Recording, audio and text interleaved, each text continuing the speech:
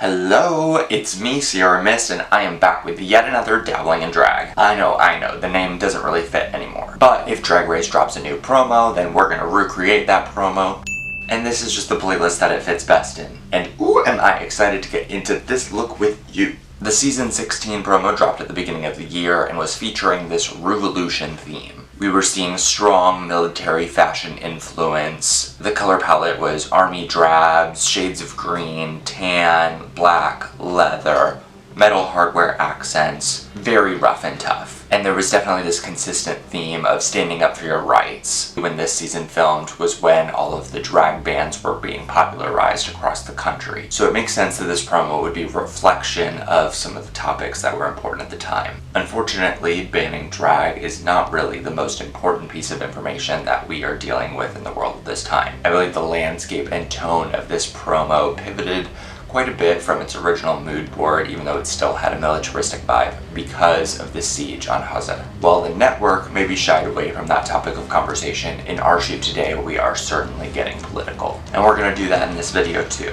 But first let's talk about my mood board. The look for today is very Ellen Ripley from Alien, is in some sort of video game Air Force uniform that has been codified, maybe with some hints of like Samus or Street Fighter or even the Hunger Games. All in all, I wanted to look like an 80s movie rebel, those strong, badass female heroines who are like charging against their political systems. And if the heel fits.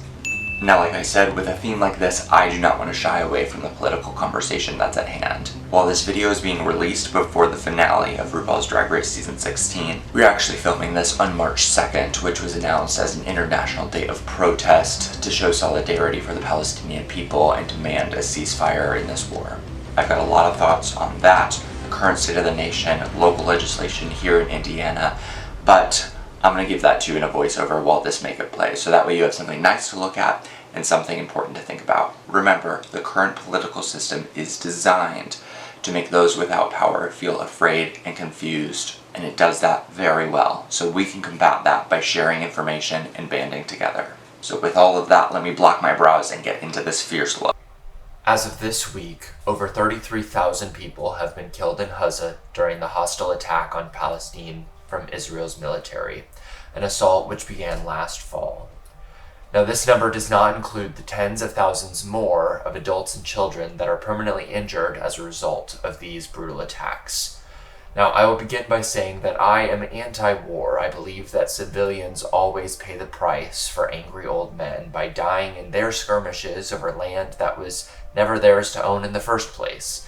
So I'm not a supporter of violent attacks, but I understand that anyone held hostage by a captor or being brutalized at the hands of an oppressor will always make an attempt to break free of that oppression, and that I stand by.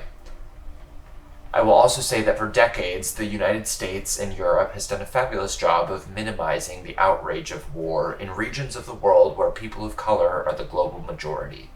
Genocide in the Middle East or in Africa is dismissed using language like religious wars or land battles to make them sound, quote, less civilized than the death tolls our militaries impose upon those same peoples with our own wars. The undercurrent of racism and Christian nationalism in Europe and the United States makes it difficult to recognize a human rights issue unless it impacts the rights of humans they choose to recognize as human.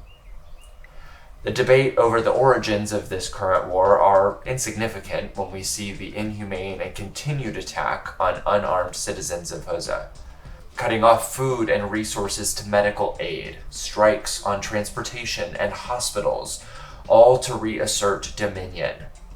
Let's be clear, this is a one-way war on a people who are already being exterminated. Now, as an American, this war has not yet hit our shores, and while I hope it does not, I cannot be certain because of our government's continued support of Israel. Now, I am selfishly upset that the US government is not supporting its citizens in healthcare or housing assistance amidst the greater depression that we're all currently living through, while the Israeli military receives $3 billion each year, which has amassed to about $124 billion since Israel's founding after World War II. But even more upsetting is that the people elected to represent us are not listening. Citizens of the United States have repeatedly begged and demanded for ceasefire from Israel's military and have asked the US government to halt its financial support of this genocide.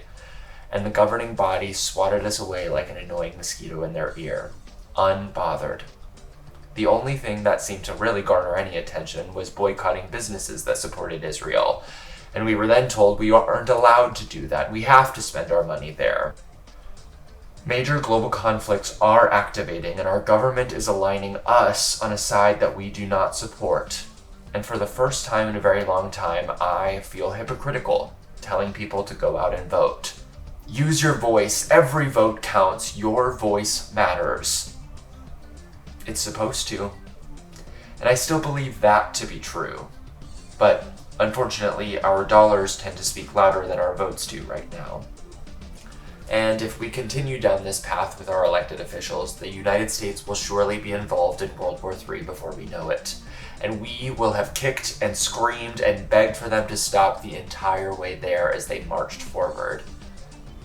But I do believe that our position in this can be stopped and that there is hope to be had despite the bleak outlook that many of us hold today. Register to vote.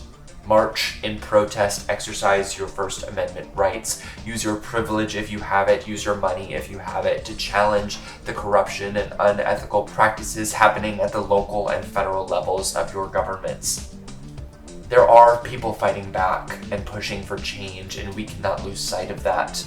We are stronger together. My heart goes out to the Palestinian people. I'm sorry. Alright, I've got my lashes on. Thank you so much for sticking with me through this. I have all my finishing details on, and I am ready to get on the wig and the outfit and the heels and go march. First, we're going to slate this photo shoot, and then we are going to stand up for human rights. Let's go.